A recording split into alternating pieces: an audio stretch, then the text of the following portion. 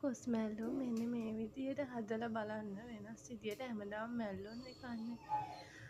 ඉස්සෙල්ලම අපි තෙල් ටිකක් රත් වෙන්න දාගන්නවා. ඊට පස්සේ ඒකට පිළිබිඹු හොඳට කර වෙන්න දාගමු. ඊට පස්සේ ඒකට මම ඉස්සෙල්ලා ලුණු ටිකක් දාගන්නවා.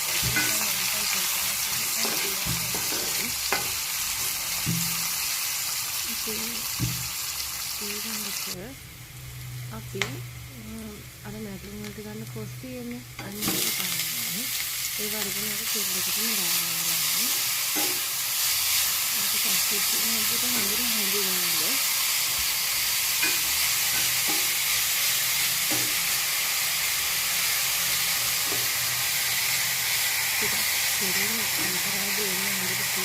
බැදෙන්න වගේ චුට්ටක් තියෙන දීලා අපි ඒකට මිරිසෙයි කහයි ගම්මිරිස් කුඩු පොඩ්ඩක් එන්නයි දාගන්නවා.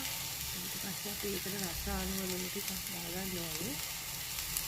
ඊට පස්සේ ඉතින් හොඳට හැඳි ගන්න ළමයි මම සාමාන්‍යයෙන් කලින්ට දාන්නේ අන්තිමට මොකද මට රස කලබින්ච කොළ පාටට. ඒකට ලස්සනයි දැන් ඉතින් ළමයි කන්න තියෙන්නේ.